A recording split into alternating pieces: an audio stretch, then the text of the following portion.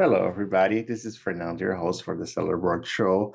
I have an amazing guest today. Her name is Jen Kruk from the Forum brand. She's going to tell you everything you need to make that big exit, sell your brand, and just enjoy life. And the good thing is that everything that she says that she's looking for in a company, you can track with sellerboards. So if you haven't already, go to sellerboard.com, click on the demo, play with the software. I'm sure you're gonna like it. And now let's watch the interview. I'll see you guys at the end. Bye-bye. Hi, everybody. Welcome. I have a very special guest, as usual, here on the Sellerboard podcast for you. I have Jen Kruk. She's the head of M&A. If you don't know what M&A is, I didn't. It's merge and acquisitions for the Forum brands. So if you are a seller and you're thinking about making that big exit one day, I have here head of M&A for Forum brands talking to you right now. Jen, thank you so much for being here. Thank you for having me. I'm super excited to chat to you and speak to the audience as well. It's great. I know you're very, very busy, so I'm going to try to keep things short for you. So first question, tell us your story. Yeah, no, happy to. So I think I've spent my entire career really working with, high growth consumer retail companies and the entrepreneurs that founded them at various stages of the life cycle. So for me, it's everything from, personal seed stage investments through to being the first capital that a business has taken on, right through to, the time they IPO and even after that. So I'm really passionate about the sector, about consumer brands, and probably couldn't really see myself doing much else. So I spent the best part of a decade working at larger financial institutions, originally as an equity research analyst, mostly in small cap consumer. And then, since I moved to the US in 2018, I've been spent 100% of my time either investing in or buying brands. Yeah, exactly. So from Australia, if you haven't picked up the accent, but have been here since 2018 and just solely focused on investing in consumer businesses since then. So in terms of how I got to Forum, I actually met the founders really early on. So I was the second full-time employee at the company, which is pretty wild. And I think for me, what really got me excited and interested about it was that, from the outset, there was a very clear focus on building a company with the right values, principles, and culture that was going to take the business, not just for the next couple of years, but build something really long term. So for me, it was like really exciting to be part of something, from the beginning, really, or almost the beginning, call it. And, I love building things. So for me, it was really exciting to find great people to build something with as well. Oh, Sorry, I'm muted. No, all good. what is the so you explain your background, your path to Forum. Okay, so Prosper Show. What's the top of mind for the sellers you spoke with at the Purpose Show Las Vegas 2023? Yeah, no, I think it's a good question. So we were at Prosper. It was definitely a little different, I think, to 2022. But I think couple of interesting takeaways from the show. I think firstly, there was a definite focus on the sellers that we spoke to on improving operational efficiencies and processes in their businesses. So looking for better margins, expanding cash flow. Look, I think, with international freight headwinds, while they have eased a little, we still have inflation, we still have Amazon fees going up, CPCs going up, and that all remains, that can be problematic if you're not, and eat away at your margins if you're not focused on proactively trying to offset some of that. So that was the first part. I think the second theme, which was really interesting about like who was actually showing at the show, was the concept of diversifying beyond Amazon. I think customers shop, not just Amazon's a great platform, but it's not the only place that people go and shop. And I think if you looked around at Prosper, there was a huge presence from Walmart. Target Plus was there. There were some D2C providers as well. So very clear that I think the Amazon people that are selling now just on Amazon really are starting to look for other channels and other ways and places to sell their products. Do you think Amazon is still the best place for a startup to start selling their products? Yeah, I really do think that, and that's one of the things that got me interested, call it, in the Amazon space originally, because my background is much more direct to consumer. Like this, other than working at Forum was my real introduction, other than one or two small parts of other deals that I'd worked on, but my real introduction to working with very Amazon heavy businesses. And I think for me, that's one of the things I love about Amazon is, I mean, you still do need some initial capital to get up and running in terms of, buying your initial inventory and things like that.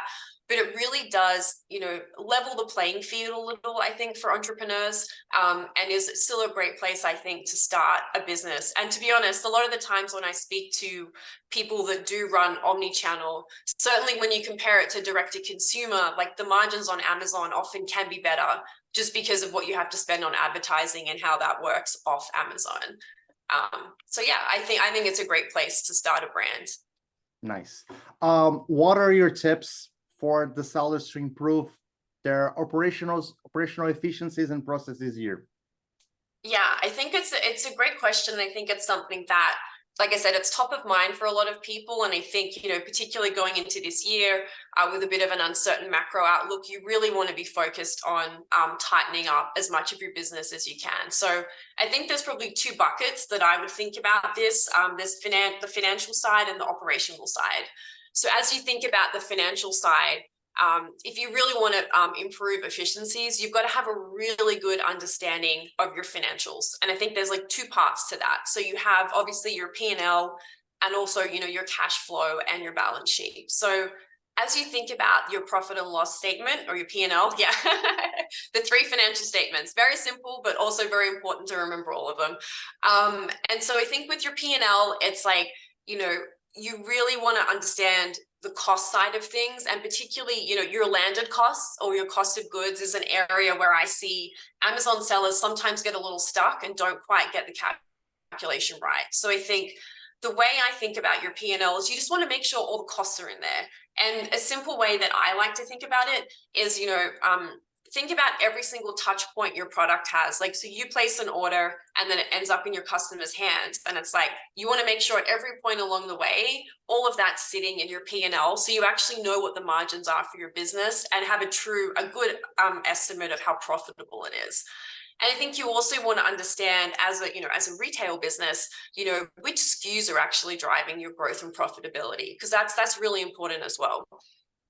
So that's on the P&L side. I think the cash flow and balance sheet side, we probably don't talk about it as much. A lot of people tend to focus on the P&L, but being on top of your working capital is can make a huge difference to the cash flow that comes in the door for your business. So things like, as your business is growing, revisit the payment terms with your suppliers. Maybe you can, you've been working with them for a little while. Maybe you can push out payment from 30 to 60 days. Maybe they can drop the requirement for a deposit. All those things really add up and just result in quicker cash in the door to you. Maybe you can negotiate better terms with your 3PL. And then I think probably the last important point there is just, your inventory and like your demand planning. So how much am I going to order and when am I going to order it? Because that's immediate, that's cash out the door. And I think, you want to create a really good plan, a demand plan. Think about the seasonality of your business. So when are you going to need to order more? When can you order a little less? Stay on top of like your factory and shipping lead times. Thank God shipping has gotten a little easier now, but things can change and they can change quickly, and they can also change with your factory as well. So you need to stay really close to those.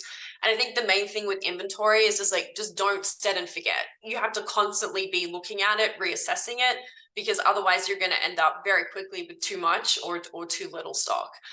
So I think that's sort of on the financial side. And what I'd sort of say, because I know obviously this is a sellerboard podcast, I think that tools like sellerboard can help with this. I think that's that's an important thing to mention. Oh, yeah. But what I will say, what I will say to people as well is, like, I always say the quality you get out is the quality you put in. So sellerboard's going to give you a great foundation to work with. You also need to have a really good handle on the full picture of your business to make sure that you're using that tool effectively. So I think that's the financial side. But I'll see, Fernando, if you have any questions or anything to add on the, because this is the seller board conversation. But I think all this stuff is really important. We're almost getting to the part that I'm going to start asking more things. So, all right, but there is also an operational side to this, which is really important. Like, because that was all just the numbers, and you need to have a really good grasp on your numbers. But there's also the implementation of your day-to-day operations, like how your process is more efficient. So I think the one thing I would definitely say on the operational side is, as your business is growing, you need to build processes in that are scalable, and then you also need to document them. So some people forget that. They build stuff out and then they forget to write it down. And I think, this does take time, but ultimately it pays off a lot in the future. And so I think I get it, right? As an entrepreneur, you need to be scrappy. Sometimes you need to put in things in your business, like just to get something done, maybe just to save yourself from running out of stock or something like that. But ultimately, at some point, if you keep growing your business, you're going to need to hire people at some point. And, maybe much further down the road, you might want to sell your business. And so having all this stuff in place allows you to scale much more quickly. So just even as a quick example, try and avoid doing things like, creating bundles at home in your garage, or having it being a really intensive process. See if your factory can do it, or if your 3PL can do it. Little things like that actually make a really big difference to how efficiently your business can operate. And then you just build that cost into your margin and your pricing. So ultimately you still end up net in the same spot. So that's, you want to build that out. But I also think you need to constantly reassess those processes as your business is growing. You can't just set and forget. You have to constantly, is this the best way to be doing this at this point in time for the business? So just as an example, on the marketing side of things, sometimes sellers will set a hard budget for their marketing. But if your business is constantly growing, you need to constantly reassess that business, because you're going to miss out on opportunities if you're not growing your marketing budget while your business is growing. So I think that's really important. And then the last thing I'd probably say is just, lean into where you're seeing success. And so I think, one thing I think I've seen both sides of this is just taking a really disciplined approach to your catalog management. So you want to know which SKUs are driving your growth, but also which are driving your profitability, because that's more important than driving revenue. And that tells you where you should be leaning in, where you want to direct your we all have a limited amount of capital resources. Money doesn't grow it doesn't grow on trees. So we have to, make sure that we know exactly where we should be putting that to work. So if you do have low margin, low velocity products, discontinue them and just don't let your catalog blow out. Because I like I said, I've seen really efficient catalogs that work so well. And then I've seen others where there's a couple of hundred SKUs with a really long tail that aren't really adding much, but they're taking up so much time to still manage. And so you really need to think about that, I think, as well. So they're probably on the operational side, what I think about. But that was a lot of information. So I think I'm definitely going to pause for a breath and a drink, and then you can tell me if you've got any questions. No, I'm almost there. We're getting close. Almost there. Okay. Okay, so tell me something, Jen. People that are on Amazon, selling well on Amazon, and they want to start an expansion to other marketplaces, selling on their websites. What is the best way you think they can do that?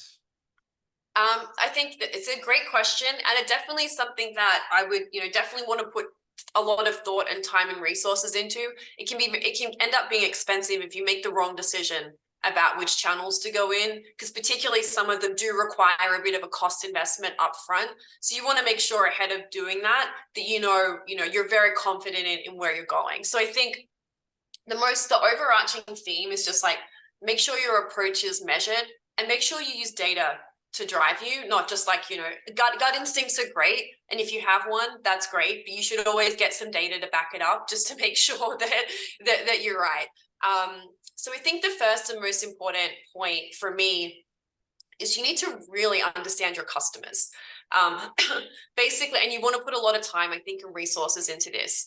You want to know who they are, how and where do they shop, why do they love your brand? because like my general philosophy and ours at Forum for for omni-channel expansion is you want to sell the products wherever your customers want to buy them. But it's an important distinction. Not every brand should be in every channel. Not all brands should sell everywhere. They should sell wherever their specific customers are and where they shop and where they want to buy the product. So you need to sort of really map out your customers first. And then you also really need to map out the market. You want to use some qualitative, but also data-driven insights to really understand how you're positioned versus competitors. So you want to basically understand how your key competitors are. SWOT analysis. Yeah, kind of, or almost like a market map. Like you can map out the different, because brands will have different value propositions, different price points. So you want to look at how are they messaging, how are they sort of, how are they marketing, what platforms are they on, how are they design their products, and then also how are they pricing. So, there's different brands have different value propositions for customers. So you need to understand where your competitors sit. And then the most important reason you do that is not because you want to copy them, because you want to understand what's your unique value proposition to the customer. So how are you different to all of them? Because like, to me, it's like, I've had the privilege of working with some incredibly talented retailers, and they don't watch their competitors day to day to like follow behind them. They just want to make it. Some of them, to be honest, don't watch their competitors at all. But what you want to do is like just understand where you fit and sort of how you're different. Because if you can't offer a value proposition to customers, like no one's going to buy your products. And so it's not and value doesn't mean price. That's an important distinction. It's perceived value to the customer. So they're paying you X amount of dollars for something, and they're getting something out of that. And there are some customers that all they care about is price, and that's one bucket of customers. But there are others that get a perceived value from your product. And so then you need to really understand like what you're offering them. So I think that is that's sort of really important. So when you put those two things together, so like really understanding your customers and where you fit in sort of the broader market, and then you basically can end up with a short list of channels, because in doing that work, you'll figure out that's where you get the, okay, I think I need to go in these places.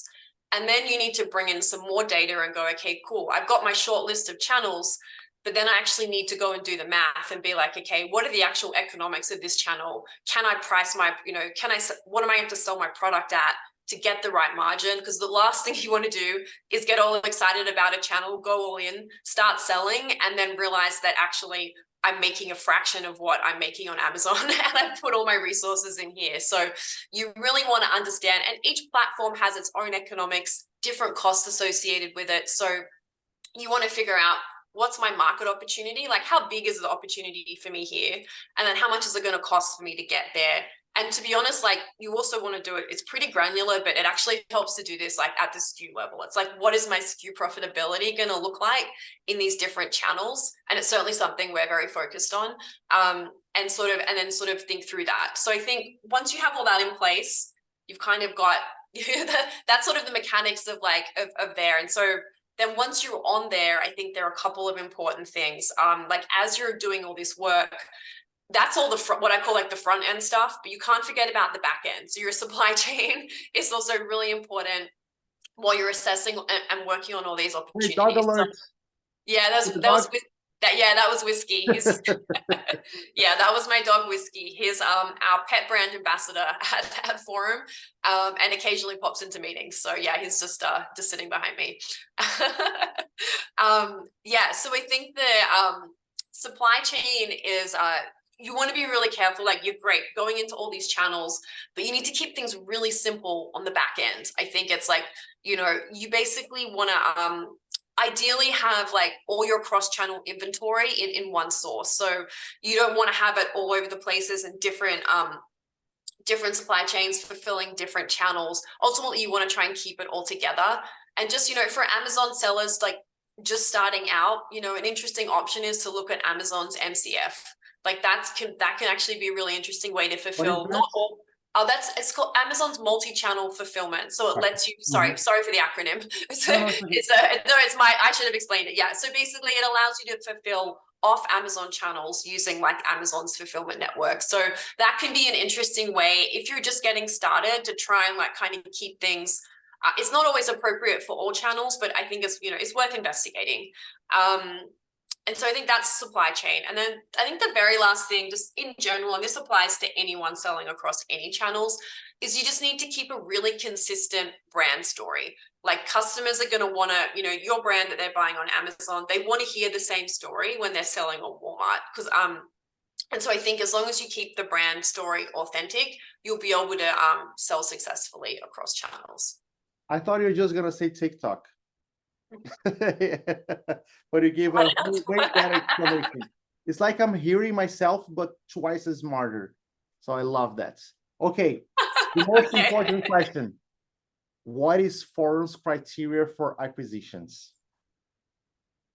Okay, this is my this is my bread and butter. No, this is really important, I think, because our criteria ultimately aligns to like our broader strategy and what we're trying to do and how we're definitely different from a lot of others in the space. So I think the overarching theme we have at Forum is we have and we're looking for brands that take care of families. So young families, like I said, we spend a lot of time thinking about our customers, and young families are sort of our core customer archetype. That's who buys our products.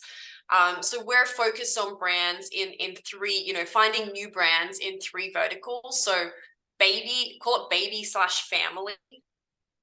Pet, because as we mentioned with whiskey, pets are an important part of families, and health, beauty, and personal care. So they're the three categories that we're really focused on finding new brands in, and What where about our beverage? portfolio. Pardon? What about beverage and supplements? Unfortunately, no. We don't. We do for dogs, but not for humans. So we're actually, love to find a pet supplement brand. If anyone's out there that has a good one, would love to meet with you.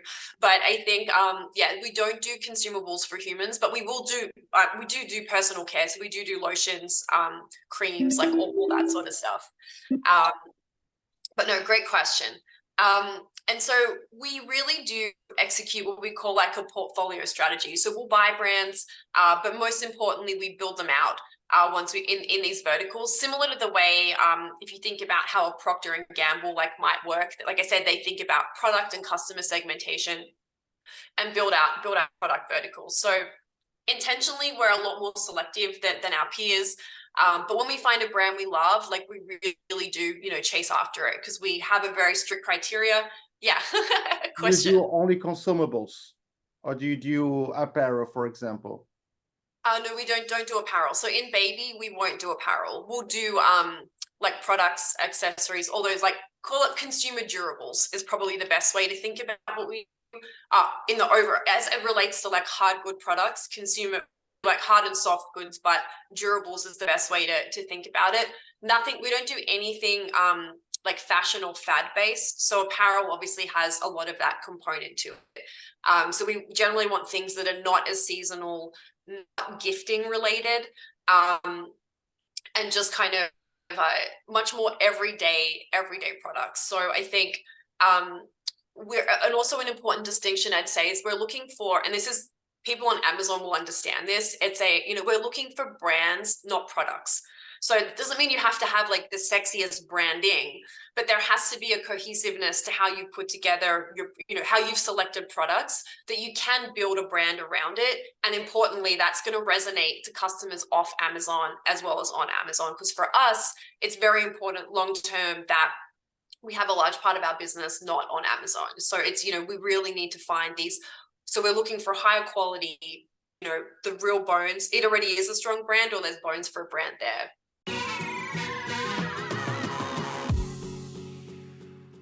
Okay, does the buyer need a patent on their main products?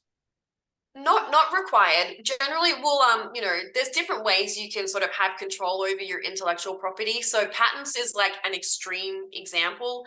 Patents are great. We do have some brands that have patents, but it's not required, and it's also they're hard to get. But there are other ways you can have you can build it, IP, intellectual property into your business. So, it can be things like, and this is also helpful advice, I think, for people as you're building out brands and businesses, is like, getting a patent, that's like the highest of high, but there's whiskey behind me. Getting a patent is like the highest of high.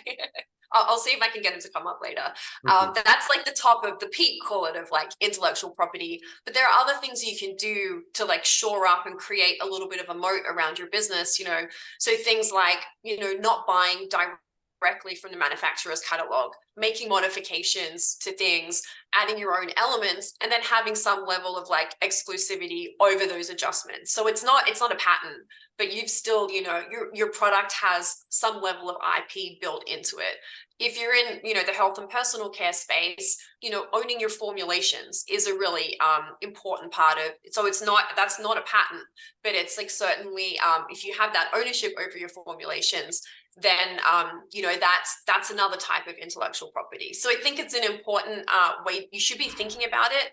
And ultimately, it's just to protect, right? It's to create a moat so that no one can like exactly copy what you're doing, which we do see a lot of on Amazon, as I'm sure you're aware.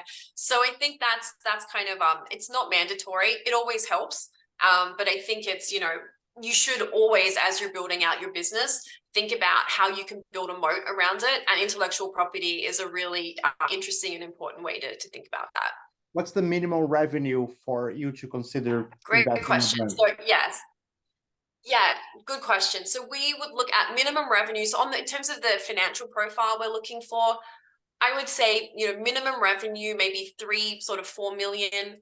If it's growing really fast, we can go a little lower than 3 because there's a very clear path to getting to that size. Typically, we look for, over 70, so 70% gross margin. So that's just your revenue less, your landed costs or your COGS. EBITDA margin, we tend to look at on a case-by-case basis because different businesses in those different verticals will have very different profiles. So it's hard to just say there's a single cutoff for that. As I said before, we want pretty limited and manageable seasonality. So nothing fashion fad-based, nothing too heavy in the gifting space. We want to see revenue and earnings momentum. And currently we're looking at sort of brands that sell 50%, so 50% plus on Amazon. That criteria is constantly evolving as we're also improving, we're also gaining expertise and taking our brands further and further off Amazon. But that's what we're looking at today. All right. Do you have any final message for sellers that have a good brands, they're growing fast, they have a non-seasonable products, they are making a good brands, they have like ways to protect their intellectual property? What's like, do you have any other tips for this type of sellers? I mean, I think it's obviously would love to have a conversation with you, but I think it's also that's probably the first part. But I think it's a selling your business is a really big decision. Particularly if it's the first time you've sold a business. So it's definitely something you want to put thought into, and I think it's really helpful as you're preparing for or thinking about an exit, just to have a really clear idea what you want to get out of it, whether that's financial goals, whether that's personal goals, and there are things that sometimes, you can take time, you might need to consult your family with, like there's, it's a really big, it's a life-changing decision for anyone, particularly, like I said, if it's the first business that you've sold. So I think having a really clear understanding of what you want to get out when you're, of a sale process is really important. And I think the thing I'd also say is, it's never too early to start having conversations and getting to know people. Like for us, like there are some brands that I speak to, they won't be ready to sell for like a couple of years, but we're already starting to build that relationship because it really does matter who takes on your brand next. You want to build up that trust so that you know that when you do let go of it, it's going somewhere that they're going to take care of it, they're going to grow it, and they're going to be able to take it to the next level. So I think, I would definitely encourage people to start having early conversations with people that, might be a good fit for their brand when they're ready to exit. And even then, I'd say for us, like definitely as parts of those conversations, the conversation I've had with you today is similar conversations I'll have with sellers, which is, okay, you're not ready to sell now, but you want to keep growing the brand. How can I support you? How can our company support you while you're continuing to grow? And that might be, okay, no worries, you need some help on the advertising front. Where are you getting stuck? Let me chat to our team, see if there's ways that we can sort of help as you're sort of pulling that together. So I think being a resource and being a partner is really important. And so I said I would encourage people to not be shy to start a relationship early, because there are definitely brands that I have worked with in this role and in previous roles that I've done where, you spend years building up relationships before someone's even ready to sell the business. Yes. Jen, thank you so much for your time. I know your agenda is full. Ladies and gentlemen, we have here Jen Kruk, head of merger and acquisitions for foreign brands. I hope you found like little nuggets that can help you scale and get acquired by foreign brands soon. Thank you so much, Jen. All right. Thank you. It was great to speak. All right. See you next time. Bye-bye. And that was our interview with Jen Kruk, head of M&A, merger and acquisitions for the foreign brands. I hope you guys like it. There's a lot of good information on that interview. So be sure to watch it a couple of times. I'm sure I'm going to watch it sometimes. And if you haven't already, go to sellerboard.com, click on the software, play with the demo. I'm sure you're going to like it. I'll see you guys on the next video. Bye-bye.